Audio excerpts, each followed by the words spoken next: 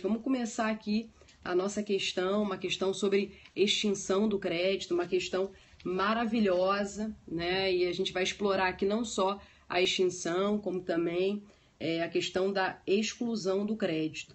Vamos lá, de acordo com o CTN, constitui caso de extinção do crédito. Assertiva A. Depois eu mando para vocês. Obrigada, querida. Assertiva A.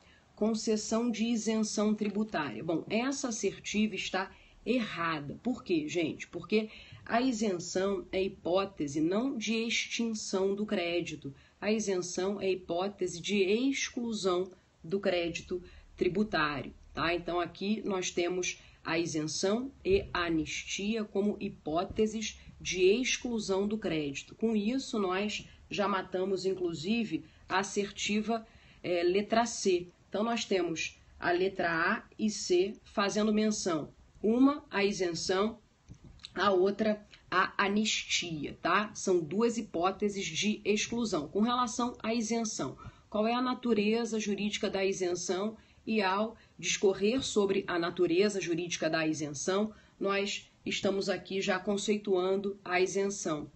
Muito obrigada, querido. Eu lhe agradeço. Isenção nada mais é do que limitação fiscal decorrente da revogação da norma de incidência. Então, é limitação fiscal derrogatória, né, revogadora da norma geral de incidência. Lembrando que uma norma isentiva, ela... Ai, meu Deus, ainda tem que aguentar. Uma norma isentiva, ela revoga parte da norma geral de incidência. Então, a norma de isenção, que é uma norma de exceção, é um privilégio fiscal, ela revoga parte da norma geral de incidência, tá?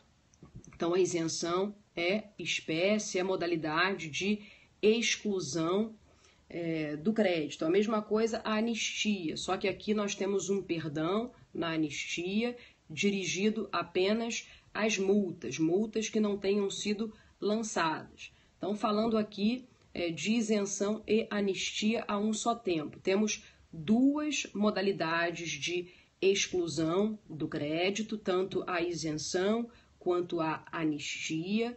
Isenção e anistia terão sempre lugar antes do lançamento, inclusive isenção e anistia se erigem como modalidades impeditivas do próprio lançamento, do próprio ato de lançamento. Então, isenção e anistia são anteriores ao lançamento. Só que a isenção querendo dizer respeito ao tributo e a anistia querendo dizer respeito às multas, né? Tributo ainda não lançado, isenção, anistia, a multa ainda não lançada. Então, repisando aqui, isenção e anistia são duas modalidades de exclusão do crédito. A isenção concerne ao tributo ainda não lançado, a anistia concerne as multas que não tenham sido ainda lançadas, que ainda não tenham sido descobertas. Então, isenção e anistia não constituem assertivas corretas, porquanto o enunciado quer da gente, né, um caso de extinção do crédito. Matamos aqui duas assertivas, a assertiva A e a assertiva C.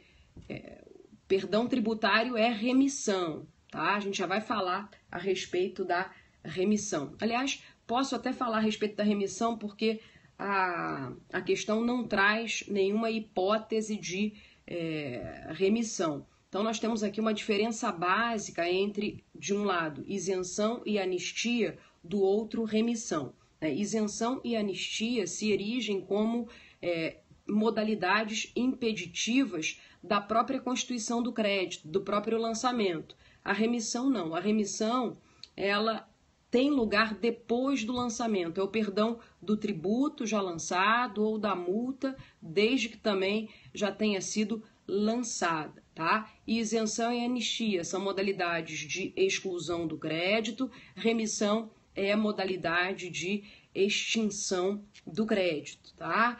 Sendo que isenção e anistia, elas se erigem como modalidades impeditivas do próprio lançamento. A remissão, ela tem lugar, ao contrário, depois do lançamento, abarcando tanto o tributo já lançado quanto a multa já lançada. Obrigada, querida Odete, seja bem-vinda. Bom, a assertiva B agora, já retiramos de cena duas assertivas. A assertiva A, referente à isenção, e a assertiva B, referente à anistia, porque são duas modalidades de exclusão do crédito. Peço que ao ensejo vocês coloquem aí o artigo 175 do CTN. Bom, gente, agora com relação à assertiva B, nós temos aqui o transcorrer do prazo de 5 anos contados da constituição do crédito. Bom, gente, isso aqui é caso de prescrição, tá? Eu peço que vocês coloquem o artigo 156 do CTN, inciso 5, que versa sobre a prescrição e a decadência. Então, 156, inciso 5, prescrição e decadência. A assertiva B concerne a prescrição, não a decadência. Lembrando que prescrição tem a ver com o tempo de que dispõe a Fazenda para ajuizar a correlata ação de cobrança, a correlata ação de execução fiscal. Então vejam que o termo acó do prazo prescricional, de acordo com o artigo 174 do CTN, é a data da constituição definitiva do crédito. Não é a constituição inicial, é a constituição definitiva, quando não couber mais recurso, quando aquela preclusão administrativa houver operado. Então, daí, o contribuinte ele vai dispor de 5 anos a contar da data da constituição definitiva, a Fazenda vai dispor de 5 anos a contar da data da constituição definitiva para ajuizar a correlata ação de cobrança, a correlata ação de execução fiscal. Então, a assertiva B é a assertiva correta porque faz menção ao transcorrer do prazo de 5 anos contados da constituição do crédito. Isso nada mais é do que hipótese de prescrição que, à luz do artigo 156, inciso 5, repiso, é modalidade de extinção do crédito. Agora, fazendo uma rápida diferenciação entre prescrição e decadência. A prescrição é o tempo de que dispõe a Fazenda, tem a ver com o tempo de que dispõe a Fazenda para ajuizar a ação de execução fiscal. Já a decadência é o tempo de que dispõe a Fazenda para proceder ao lançamento. Tá? Então, a prescrição tem a ver com o ajuizamento de ação de execução fiscal, a decadência tem a ver com o ato de lançamento. Prescrição é tempo de que dispõe a Fazenda para ajuizar a ação de cobrança e a decadência é tempo de que dispõe a Fazenda para proceder ao lançamento, para constituir o crédito. Então, se a Fazenda se mantiver inerte, nesses dois casos, temos aqui o crédito tributário extinto. Bom, a assertiva D agora. Já falamos, não perde nunca, já falamos da assertiva A e da assertiva C de início, que são duas modalidades de exclusão, quais sejam a isenção e a anistia. Falamos agora da assertiva B, que concerne a prescrição. Obrigada, gente, obrigada, que concerne a prescrição. E agora vamos falar das assertivas D e E. A assertiva D, D de dado. Depósito do montante integral do tributo. Isso aqui, gente, é modalidade de suspensão da exigibilidade do crédito. Cleiton, eu até gostaria de namorar com você, só que eu sou casada, eu não posso.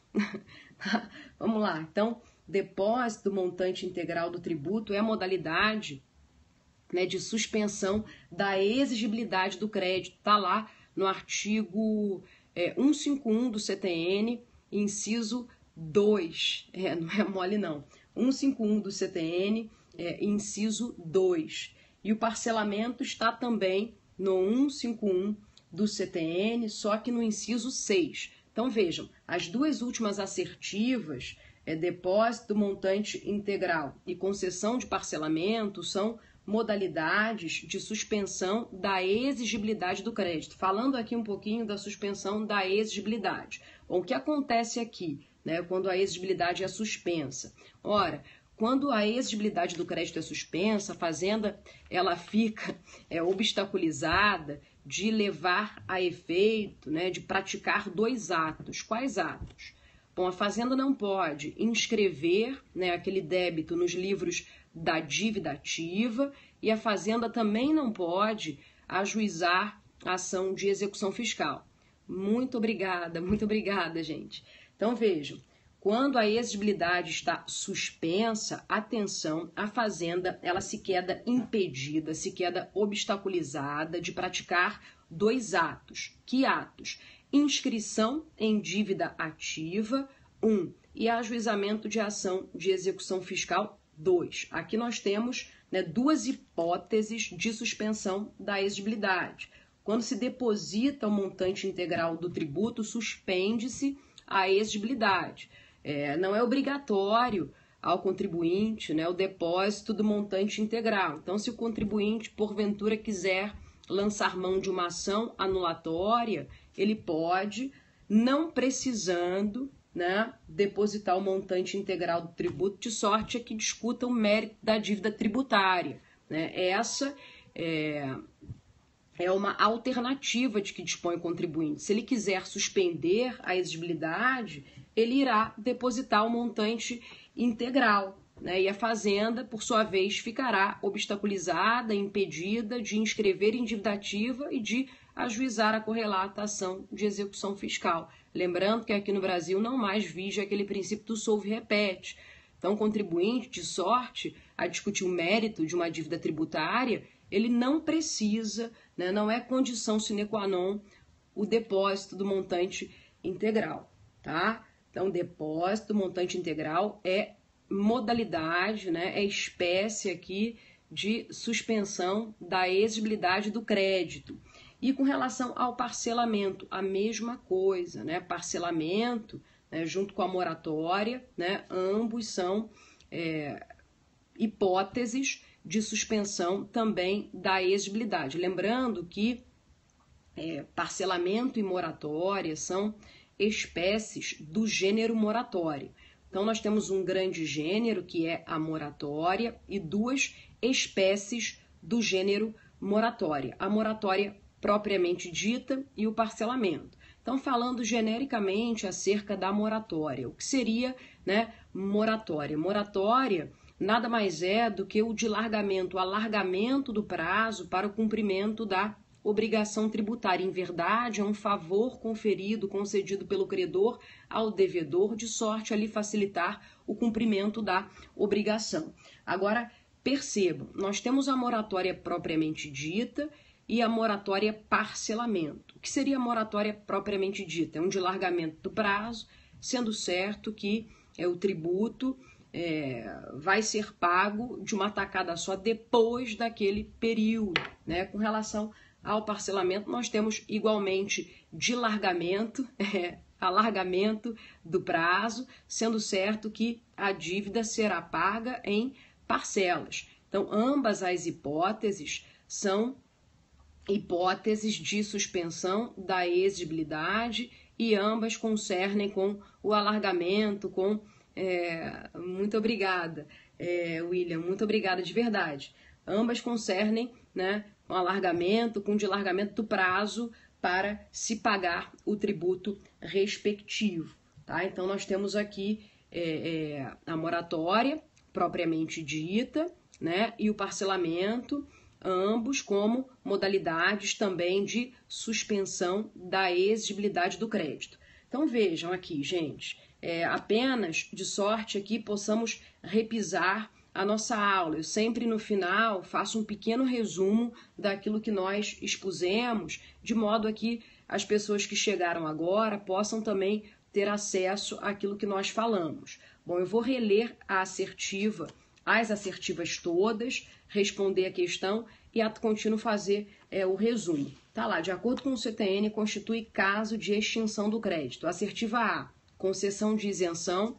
Não, errado. Assertiva B, o transcorrer transcorrer do prazo de 5 anos contados da constituição do crédito, sim, a assertiva B está certa.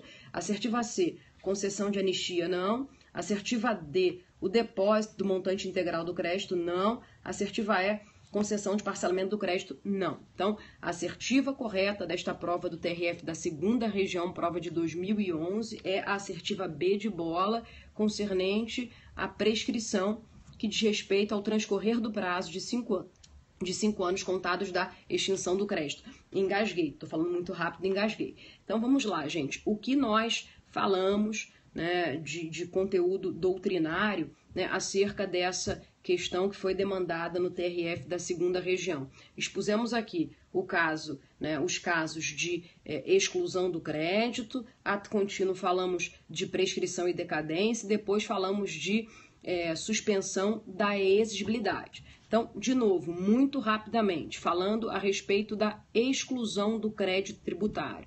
Peço que vocês coloquem o artigo 175, nós temos aqui 2 modalidades de exclusão do crédito, a anistia e a isenção. A anistia nada mais é do que limitação fiscal derrogatória da norma de incidência, lembrando que a anistia, a lei de anistia, isenção, eu tô cansada já, gente, 1000 perdões. Isenção nada mais é do que limitação fiscal derrogatória da norma geral de incidência, né? E a anistia concerne ao perdão das multas ainda não lançadas, tá? Com relação à isenção e à anistia, o que nós temos? Temos aqui 2 modalidades de privilégios fiscais, 2 modalidades de renúncias de receita, lembrando que de sorte que uma isenção seja concedida ou que uma anistia seja concedida, se faz necessário editar lei específica. Então aqui nós temos 2 modalidades de exclusão que se erigem como hipóteses impeditivas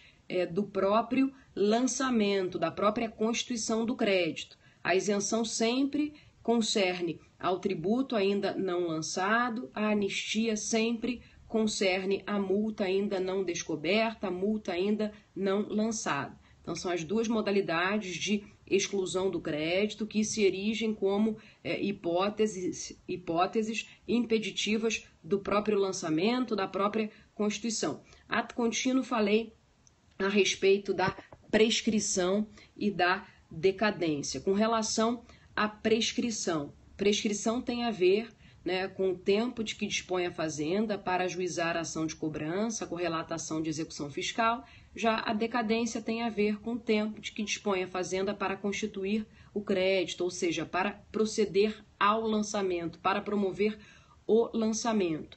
Tanto a prescrição quanto a decadência são modalidades de extinção do crédito, tá? Então, prescrição e decadência, modalidades de extinção do crédito. Com relação à prescrição, peço que vocês coloquem o artigo 174 do CTN. Com relação à decadência, peço que vocês coloquem o artigo 173, inciso 1, combinado 173, inciso 1, com 150, parágrafo 4º. O primeiro diz respeito à decadência dos tributos lançados de ofício por declaração. O segundo diz respeito à decadência daqueles tributos lançados por homologação. Bom, e no final, nós falamos aqui da suspensão da exigibilidade do crédito. As modalidades de suspensão estão arroladas no artigo 151 do CTN. Então, vejam, quando a exigibilidade está suspensa, o que acontece? Com relação a que atos, né, nós temos aqui essa importância.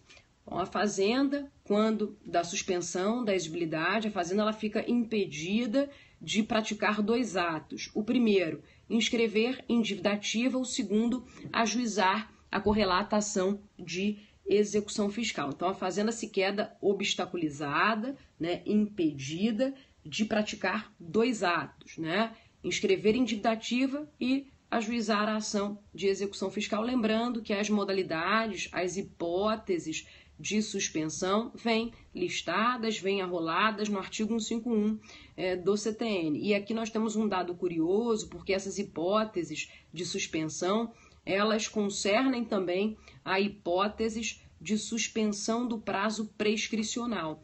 O raciocínio aqui é um raciocínio silogístico e bastante óbvio, né? Se a fazenda não pode efetivar a cobrança, é lógico que o prazo afeta a cobrança, igualmente não pode correr. Então nós temos aqui, né, hipóteses também de suspensão do prazo prescricional. A água está longe, está lá na copa, eu não trouxe água para cá, estou engasgando porque eu estou sem água aqui, mas já está acabando a aulinha, já vou deixá-los. Bom, então é isso, gente. Essas modalidades, hipóteses de suspensão da exigibilidade concernem também, né, tem a ver também com suspensão do prazo de prescrição, porque se a fazenda aqui não pode efetivar a cobrança, igualmente, né, o prazo afeto à cobrança não poderá correr. Então é o que se tem à luz da jurisprudência. A jurisprudência é absolutamente remansosa em reconhecer que essas modalidades, hipóteses de suspensão da exigibilidade também são hipóteses de suspensão do prazo prescricional, tirante o parcelamento. Nós temos um verbete do TFR, do extinto TFR, que retira o parcelamento dessa seara, né? O parcelamento seria modalidade interruptiva. Eu esqueci o número do verbete. Eu não sei se é 407, mas depois eu trago aqui para vocês porque eu estou dando aula de cabeça. Bom, gente, é isso, tá? Então falamos um pouquinho de exclusão do crédito, extinção do crédito, nas modalidades prescrição e decadência, e no finalzinho, né, falamos sobre a suspensão da exigibilidade. Bom, gente, é isso. Muito obrigada pela atenção de vocês, pelo carinho de vocês todos, como sempre. E amanhã, muito obrigada, gente, muito obrigada. Obrigada de verdade. Amanhã a aula, ela fica aí, eu não tenho tirado as aulas não, e eu tenho colocado também todos os conteúdos no YouTube. Eu tenho um canal no YouTube e eu lanço lá todas as aulas, tá? Eu espero que as aulas sejam proveitosas, como eu havia prometido a vocês. Obrigada, William. Como eu havia prometido a vocês. Vanessa Siqueira, é o canal do YouTube, não tem Muito obrigada pelos elogios. Eu fico bastante feliz, muito lisonjeada, né, com esse carinho todo. E como eu havia prometido, vou aparecer, né, dia sim. Oi, Sara. Vou aparecer dia sim, dia não, né, para resolver questões. Resolver questões ou de tributário ou de financeiro que tenham sido demandadas. Nos TRFs também vou trazer as provas do MPF. Não, eu também ensino direito financeiro, não só direito tributário, né? Então dou aula de financeiro e tributário, em algumas ocasiões também de direito econômico, e me atrevo também no direito constitucional. Só que me atrevo mesmo, porque não sei muito não. Para dar aula, pelo menos, é complicado. A gente sabe para resolver problemas aqui. Bom, gente, é isso. Valeu, obrigada pelo carinho de vocês. Eu vou deixá-los agora e quem sabe na quinta-feira. Obrigada, Sara, muito obrigada pelo carinho. Quem sabe na quinta-feira nos encontramos aí de novo. Vamos ver, tá? Obrigada, gente. Um beijo enorme para vocês.